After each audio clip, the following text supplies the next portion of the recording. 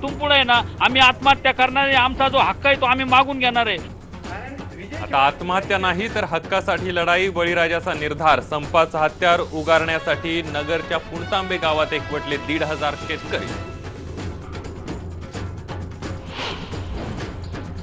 विरोधकांची संघर्ष यात्रा राजकीय स्वार्थासाठी। खासदार राजू शेट्टी यांची टीका। 28 एप्रिल पासून कर्जमाफीसाठी राज्यभर आंदोलनाचा शेट्टींचा इशारा। कोल्हापुरात उष्माघाताने एका व्यक्तीचा मृत्यू। अकोल्यात सर्वाधिक तापमानाची नोंद। विदर्भात तुरळक उष्णतेची लाट राहणार। रत्नागिरीच्या एका गरीब महिलेला गरज आहे बॉम्बे ब्लड ग्रुपची। रक्तदात्यांनी रक्तदानासाठी पुढे येण्याचं रत्नागिरी जिल्हा रुग्णालयाचं आवाहन। चंद्रपुरात मुलामुलीचा भर चौकात प्रेमाचा तमाशा। लग्नाला नकार देत असल्याचा मुलीचा आरोप।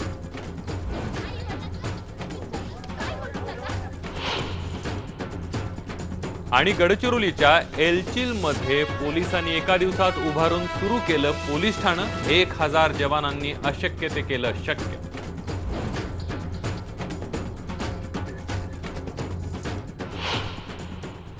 नमस्कार, मी संदीप देसाई। गावाकडच्या बातम्यांमध्ये आपल्या सर्वांचं स्वागत। शेतकरी संपाची दिशा ठरवण्यासाठी नगर जिल्ह्यातल्या पुणतांबे गावामध्ये शेतकऱ्यांनी आज एक विशेष ग्रामसभा घेतली। यापुढे आत्महत्या करायची नाही तर हक्कासाठी लढाई करण्याचा निर्धार बळीराजाने या ग्रामसभेमध्ये घेतला। या ग्रामसभेसाठी पुणतांबे गावामध्ये 1,500 शेतकरी एकत्र आले होते। पेरणीच्या तोंडावर आता संपावर जाण्याचा निर्णय शेतकऱ्यांनी घेतलाय। एकतर पिकत नाही आणि पिकलं तर सरकार त्याचे भाव पाडतं, त्यामुळे शेतकरी दुहेरी संकटात सापडलाय। त्यावरचा जालीम उपाय म्हणून शेतकऱ्यांनी संपाचं हत्यार उपसलंय, तर दुसरीकडे किसान पुत्र आंदोलनासारख्या संघटनांनी शेतकरी विरोधी कायदे हटवण्याची मागणी केली आहे। त्यासाठी आंदोलनाची जुळवाजुळव आता सुरू झाली आहे। पुणतांब्याच्या ग्रामसभेमध्ये काय ठराव झाले त्यावर एक नजर टाकूया। कर्जमुक्ती झालीच पाहिजे, 7/12 कोरा झाला पाहिजे। स्वामीनाथन आयोगाची 100% अंमलबजावणी झाली पाहिजे। हमी भाव मिळाला पाहिजे। दुधाला 50 रुपये प्रति लिटर भाव मिळायलाच हवा। कृषी पंपासाठी मोफत वीज मिळाली पाहिजे। शेतकऱ्यांना वयाच्या 60 वर्षांपासून पेन्शन लागू करावी आणि ठिबक सिंचनासाठी 100% अनुदान मिळायला हवं। शेतकऱ्यांना आता निर्वाणीची भाषा सुरू केली आहे। शेतकऱ्यांच्या संतापाचा कडेलोट होण्याला जबाबदार सरकारची धोरणं आहेत। पाहूया एक रिपोर्ट। पुणतांब्यामध्ये संपावर जाण्याच्या तयारीत बसलेले शेतकरी। राज्यात संघर्ष यात्रेत सहभागी झालेले शेतकरी पहा। शेतकरी आता निर्वाणीला आलाय। सरकारला वाटत असेल हे कर्जमाफीसाठी दबाव तंत्र असेल, पण असं नाहीये। शेतकरी शिकार झालाय सरकारच्या धोरणांचा। सरकारी धोरणांनी शेतकऱ्याला नागवलंय। शेतकऱ्यानं कष्टानं पिकवायचं, सरकारच्या व्यापाऱ्या धार्जिण धोरणानं शेतमालाचे भाव पडले तर शेतकरी काय करणार? गळ्यात फाशीचा दोर अडकवल्याशिवाय त्यांच्याकडे पर्याय राहत नाही। सरकारची धोरणं अशीच राहिली तर मोलमजुरी करू पण शेती करणार नाही असं शेतकरी म्हणतोय। शेती करून जर कर्जबाजारी होणार असेल, उत्पादनावर खर्च करणार असेल, त्यापेक्षा शेती न करता कुठं मोलमजुरी करून किंवा काही उपजीविकेचं साधन रस्ता उपलब्ध करून चरित्रार्थ चालवला तर काय अडचण नाही। मिरची, तूर, कापूस अशा कोणत्याही पिकाला सरकार योग्य हमी भाव द्यायला तयार नाहीये। जाहीर केलेल्या हमी भावानुसार खरेदी होत नाही। 15 दिवस बाजार समितीच्या तोंडावर तूर घेऊन पडून राहण्यापेक्षा ती तो कवडीमोल भावानं व्यापाऱ्यांच्या घशात घालतोय। तेही नाही परवडलं तर तो उभ्या पिकावर नांगर फिरवतोय। तुम्हाला एक साधं उदाहरण सांगतो। कांद्याची मॅन्युफॅक्चरिंग कॉस्ट आज 7 ते 8 रुपये आणि ती 7 ते 8 रुपये जर कॉस्टिंग आहे आजच्या घडीला, तुम्ही कधी आता लाईव्ह जरी तुम्ही मार्केटला गेला तर तो कांदा 3 ते 4 रुपयांनी मागितला जातो आणि खळ्यावर तर अगदी 200 ते 250 रुपयांनी मागितला जातो। आणि मग एवढी तफावत असेल तर कशाला कांदे लावायचे, कशाला गहू लावायचा, कशाला शेती करायची? सरकारची चुकीची धोरणं जर शेतकऱ्याच्या डोक्यावर कर्जाचा बोजा चढवण्यास कारणीभूत असतील तर शेतकऱ्याला कर्जाच्या सापळ्यातून बाहेर काढणं ही सुद्धा सरकारची जबाबदारी आहे। वैभव सोनवणे, IBN लोकमत, पुणतांबे, नगर। शेतकऱ्यांच्या कर्जमाफीच्या मुद्द्यावरून भाजप सरकार विरोधात आता आणखी एका मित्रपक्षाची भर पडली आहे। स्वाभिमानी शेतकरी संघटनेचे खासदार राजू शेट्टी यांनी शेतकऱ्यांना कर्जमाफी न मिळाल्यास येत्या 28 तारखेपासून आंदोलन करणार असल्याचा इशारा दिलाय।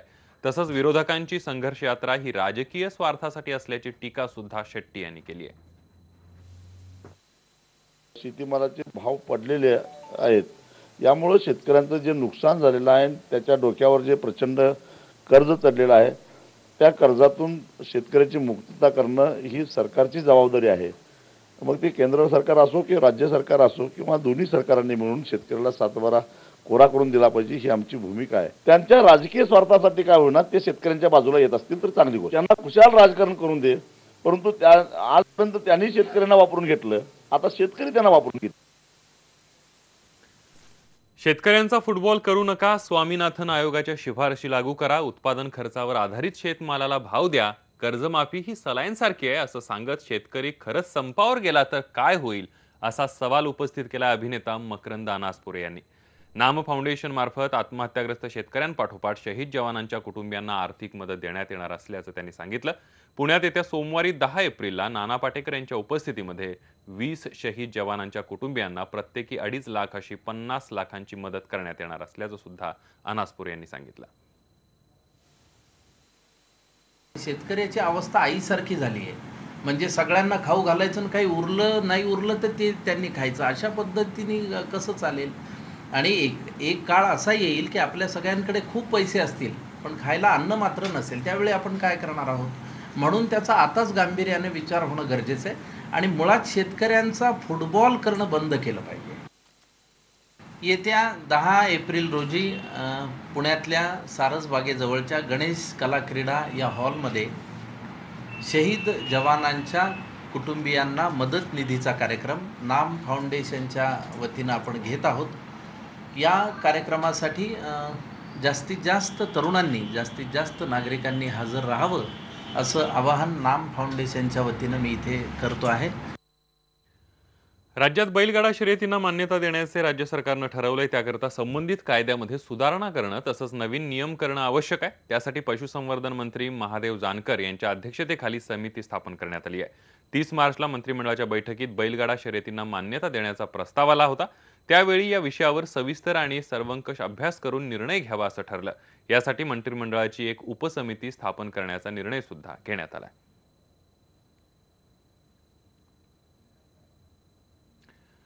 परभणी महानगरपालिका निवडणुकीसाठी उमेदवारी अर्ज भरण्याचा आजचा शेवटचा दिवस होता. परभणीत शेवटच्या दिवशीही कुठल्याही पक्षाने उमेदवार निश्चित केले नसल्यानं ऐन वेळेला मोठा गोंधळ पाहायला मिळाला. मात्र सर्वच पक्षांनी आयत्या वेळी आपापल्या उमेदवारांना अर्ज भरायला लावला. त्यामुळे सर्वत्र उमेदवारी अर्ज भरण्यासाठी एकच झुंबड उडाली होती. त्यातच परभणीतल्या एका शिवसैनिकाला पक्षानं उमेदवारी नाकारल्यामुळे संपर्क प्रमुखांसमोरच त्यानं जोरदार हंगामा केला.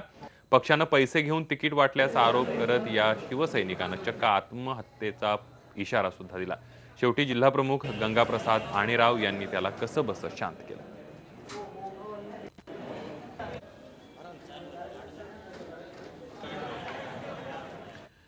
यानंतर एक ब्रेकिंग बातमी आहे. नाशिकचे शिवसेना जिल्हाप्रमुख सुहास कांदेवर खंडणीचा गुन्हा दाखल झालेला आहे. सुहास कांदेंवर अजय जाखडीच्या अपहरणाचा आरोप आहे. 30 लाखांच्या वसुलीसाठी अपहरण केल्याचा आरोप आहे. त्याचबरोबर 28 मार्च पासून अजय जाखडी बेपत्ता आहे. सुहास कांदेसह तिघांवर गुन्हा दाखल झालेला आहे. एक आरोपी विलास हिरेला अटक करण्यात आली आहे. सुहास कांदे विरुद्ध गुन्हा दाखल झालाय. आपण बघतो एक महत्वाची बातमी आहे नाशिक मधली. शिवसेना जिल्हाप्रमुख सुहास कांदेसह तिघांवर गुन्हा दाखल झालेला आहे. कांदे यांच्यावर खंडणीचा आरोप आहे आणि अपहरणाचा गुन्हा दाखल झालेला आहे. 30 लाखांच्या वसुलीसाठी अजय जाखडीचं अपहरण केल्याचा आरोप आहे. 28 मार्च पासून अजय बेपत्ता आहे.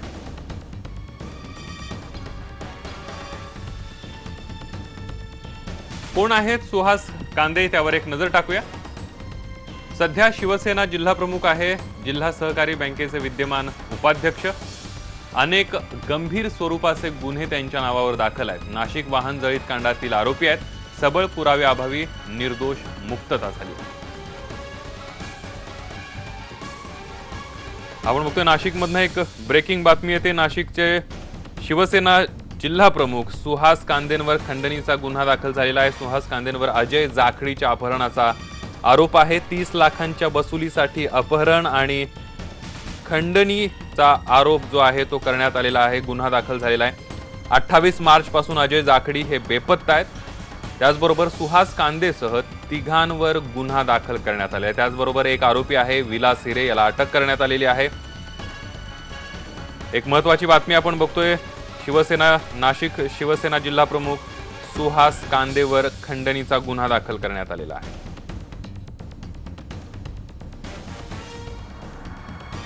सुहास कांदे सध्या शिवसेना नाशिक जिल्हा प्रमुख आहे, जिल्हा सहकारी बँकेचे विद्यमान उपाध्यक्ष।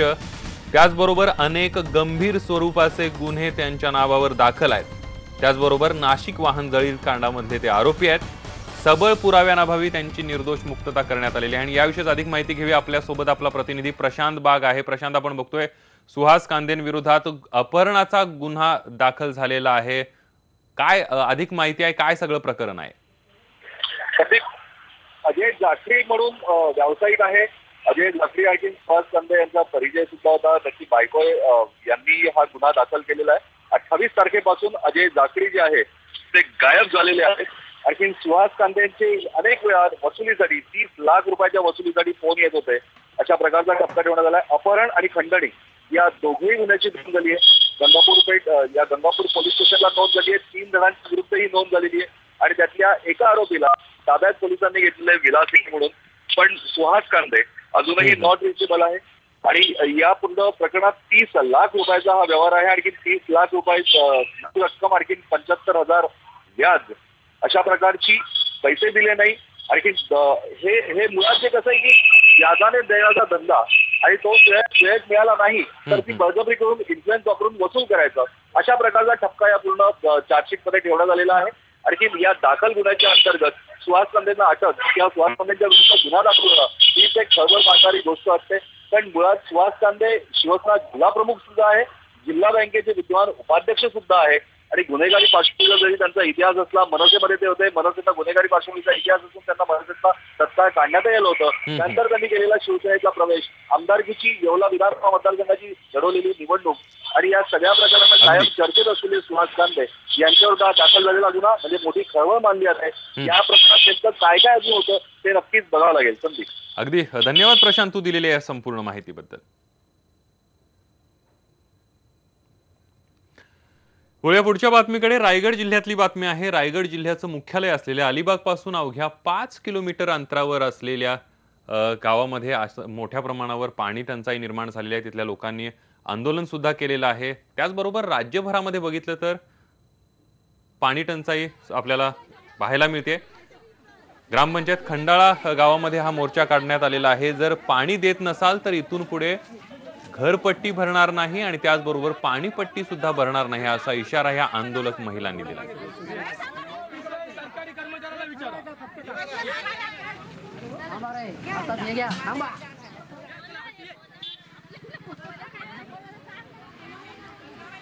पाण्याचा प्रॉब्लेम, महिन्याने हे लोक पाणी सोडतात, बरोबर? महिन्यांनी पाणी म्हणजे पाण्यात एवढी घाण असते की प्यायला होत नाही पाणी। ते रुमाल लावायच्या, गाळणी लावायच्या आणि पाणी गाळून प्यायचं, असं किती दिवस करणार आम्ही? आमचं एकच म्हणणं की 1 तास पाणी सोडा, सगळ्या गावाला व्यवस्थित पाणी मिळेल, कुठच्या बाईची एक पण कंप्लेंट येणार नाही। काम धंदा सोडून तर पाण्यासाठी तडफडत असतो, ऊन नाही बघत, रात नाही बघत, रात्री 10-10 वाजेपर्यंत पाणी भरत असतो। हा कोणी प्रश्न सोडायचा आमचा? सांगा तुम्ही आता, कशाला पाहिजे सरपंच? काय करतात ते पैशांचं? काय एवढे पैशांचं केलं त्यांनी? यानंतर गावाकडच्या बातम्यांमध्ये एक छोटासा ब्रेक घेऊया आणि ब्रेक नंतर पाहणार आहोत रत्नागिरीच्या एका गरीब महिलेला गरज आहे बॉम्बे ब्लड ग्रुपची। रक्तदात्यांनी रक्तदानासाठी पुढे येण्याचं रत्नागिरी जिल्हा रुग्णालयाचं आवाहन।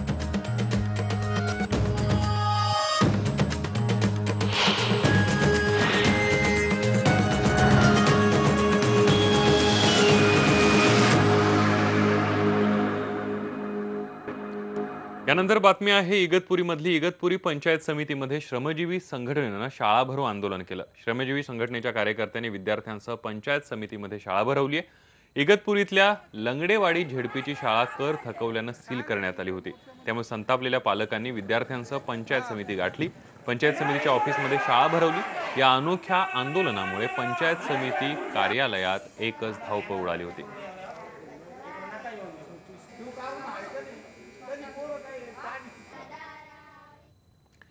तुम्हाला बॉम्बे ब्लड ग्रुप हा रक्तगट माहीत आहे का? आपल्यापैकी बहुतेकांना कदाचित या अत्यंत दुर्मिळ रक्तगटाविषयी माहिती नसेल, पण या रक्तगटाची एक कष्टकरी महिला प्रसूतीसाठी रत्नागिरीच्या सिव्हिल हॉस्पिटलमध्ये दाखल झाली आहे.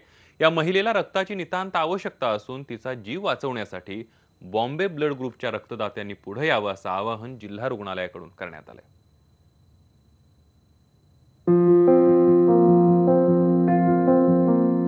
अंजली हेळकर ही चिरेखाणीवर काम करणारी महिला आपल्या पहिल्याच प्रसूतीसाठी रत्नागिरीच्या सिव्हिल हॉस्पिटलमध्ये दाखल झाली आहे.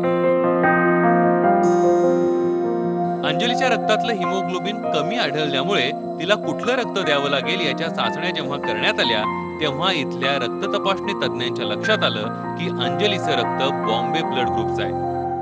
एच अँटीजन असणं फार गरजेचं आहे आणि जेव्हा एखाद्या पेशंटमध्ये एच अँटीजनच नाही आहे आणि तो पेशंटवरती कुठल्याही प्रकारचा अँटीजन येत नाही ए किंवा बी, त्याप्रमाणे त्या पेशंटला ए बी आणि ओ हे कुठल्याही प्रकारचं ब्लड ग्रुप होत नाही. त्यामुळे त्या पेशंटचा अँटी-एच अँटीबॉडी टायटर खूप हाय असतो. त्याच्यामुळे त्या पेशंटला आपल्याला पेशंट मिमिक करताना ओ पॉझिटिव्ह मिमिक करतो, मात्र त्याच्याबरोबर आपण कुठल्याही ब्लड बॅग कॉम्पॅटिबिलिटी येऊ शकत नाही, कारण अँटी-एच अँटीबॉडी टायटर खूप हाय असल्यामुळं त्या पेशंटला आपण कुठलीही बॅग टाकली तर ती इनकॉम्पॅटिबलच दाखवणार. त्यावेळी त्यांना फक्त आणि फक्त बॉम्बे ब्लड ग्रुपचंच ब्लड द्यावं लागतं. अत्यंत दुर्मिळ अशा या रक्तगटाचा शोध सर्वात पहिल्यांदा मुंबईत लागल्यामुळे या रक्तगटाला बॉम्बे ब्लड ग्रुप हे नाव देण्यात आलंय. पण या गटाचे रक्तदाते अत्यंत कमी असल्यामुळे हे रक्त उपलब्ध करणं ही मोठी समस्या आरोग्य यंत्रणेला भेडसावतीये. ज्यावेळेस बॉम्बे रक्तगट आपल्याकडे येतो एखादा रुग्ण, त्यावेळेस त्याला रक्त कशा प्रकारे उपलब्ध करून द्यायचा हा एक तिढा आमच्या रक्तपेढीकडे सतत असतो, कारण की दुर्मिळ रक्तगट आहे. परत तो रक्तदाता आपण घेऊन सुद्धा ठेवू शकत नाही, कारण समजा त्या रक्तगटाचा पेशंट उपलब्ध नसेल तर ते रक्त शेवटी आपल्याला टाकून द्यावं लागेल किंवा वेस्ट करावं लागेल. जगाच्या लोकसंख्येमधले 4 दशसहस्रांश लोकसंख्या म्हणजे 0.0004% इतकी लोकसंख्या बॉम्बे ब्लड ग्रुप या रक्तगटाची आहे. भारतामध्ये फक्त 179 जणांचा blood group Bombay blood group आहे आणि मुंबईमध्ये तर फक्त 35 ते 40 जणांचा blood group Bombay blood group आहे. त्यामुळे हा रक्तगट असणाऱ्यांनी आपल्या या रक्तगटाची माहिती ऑनलाईन कम्युनिटीवरती दिली तर त्याचा फायदा अशा गरीब आणि गरजू रुग्णांचा जीव वाचवण्यात होणार आहे. अंजलीची प्रसूती अवघ्या काही तासांवर येऊन ठेपली आहे, त्यामुळे तिला वेळेत रक्त मिळावं या अपेक्षेने रत्नागिरीच्या जिल्हा शल्य चिकित्सकांनी IBN लोकमतच्या माध्यमातून रक्तदात्यांना आवाहन केलंय. बॉम्बे ब्लड ग्रुप असा रेअर ब्लड ग्रुप आहे. तो पेशंट दुसऱ्याला ब्लड देऊ शकतो, पण त्याला ब्लड घेण्यासाठी ते बॉम्बे ब्लड ग्रुपचा पेशंट पाहिजे. तर आम्ही असं आवाहन करू इच्छितो की आमच्याकडे जे पेशंट रुग्ण ॲडमिट झालेला आहे त्याला ज्या एरियामध्ये बॉम्बे ब्लड ग्रुपचे डोनर असतील तर त्यांनी त्यांना ब्लड द्यावा, म्हणजे स्वतःहून यावे इथं आणि ब्लड डोनेट करावे, जेणेकरून सदरील रुग्ण म्हणजे गरोदर स्त्रीचा जीव वाचू शकेल. रक्तदान हे जीवनदान असं म्हटलं जातं. अंजली आणि तिच्या होणाऱ्या बाळाला हे जीवदान मिळावं यासाठी बॉम्बे ब्लड ग्रुपच्या रक्तदात्यांनो कृपया रत्नागिरी जिल्हा रुग्णालयाशी संपर्क करा. विजय बासुतकरसह दिनेश केळुसकर, IBN लोकमत, रत्नागिरी. तुमच्यापैकी जर कुणाचं अत्यंत दुर्मिळ असलेल्या बॉम्बे ब्लड ग्रुप जर तुमच्यापैकी कुणाचा असेल तर रत्नागिरीच्या जिल्हा रुग्णालयाशी संपर्क साधा आणि अंजली हेळकर यांना रक्तदान करण्याचं आवाहन IBN लोकमत सुद्धा करतं. यानंतर एक छोटासा ब्रेक घेऊया. मात्र ब्रेकवर जाण्यापूर्वी एक नजर टाकणार आहोत ब्रेक नंतर काय पाहणार आहोत त्याच्यावर. गडचिरोलीतील नक्षलग्रस्त भागातील एलचिल गावात एका दिवसात उभं राहिलं पोलीस ठाणं. ब्रेकनंतर बातमी आहे गडचिरोलीमधली. एखाद्या गावामध्ये नव्यानं पोलीस ठाणं सुरू होत असल्यास मोठ्या प्रशस्त इमारतीचं चित्र डोळ्यांसमोर येतं. मात्र गडचिरोली जिल्ह्यात माओवाद्यांनी दहशत असलेल्या एलचिल गावामध्ये एका दिवसात 1000 जवानांनी पोलीस ठाणं तयार केलं आणि ते सुरूही करण्याचा विक्रम केलाय. माओवाद्यांकडून पोलीस ठाण्यावर हल्ल्याची शक्यता गृहीत धरून मोर्चे तयार करून हे पोलीस ठाणं जवानांनी उभारलंय. गडचिरोली जिल्ह्यात एलचिल हे अहेरी तालुक्यात असलं तरी जिल्ह्याचं मध्यवर्ती ठिकाण आहे. या भागात माओवाद्यांच्या हालचाली सुरू असतात. काल पोलीस अधीक्षक अभिनव देशमुख यांच्या नेतृत्वात सगळे जवान एलचिलमध्ये पोहोचले. पोलीस जवानांनी जमिनीवरील अनावश्यक झाडं काढली. त्यानंतर इमारतीऐवजी 10 तंबू गाडण्यात आले. वीज पुरवठ्याची लाईन टाकण्यासह वायरलेस टॉवर उभा करण्यात आला. पिण्याच्या पाण्यासह दैनंदिन वापराच्या पाण्यासाठी तातडीने बोर सुद्धा घेण्यात आले. सुमारे 400 जवान कालपासून झटत होते आणि आज सकाळपासून रोड ओपनिंग केल्यानंतर सगळ्यांनी पहाटेपासूनच कामाला लागले होते.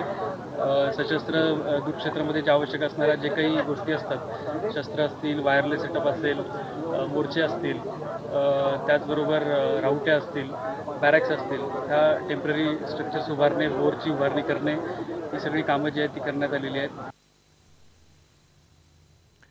97 अखिल भारतीय मराठी नाट्य संमेलन यंदा उस्मानाबादला होणार आहे, याची तयारी अंतिम टप्प्यात आली. याच तयारीचा आढावा घेण्यासाठी नाट्य परिषदेचे अध्यक्ष मोहन जोशी यांच्यासह दीपक करंजीकर, स्वागत अध्यक्ष सुजित सिंग ठाकूर यांनी पत्रकार परिषद घेतली.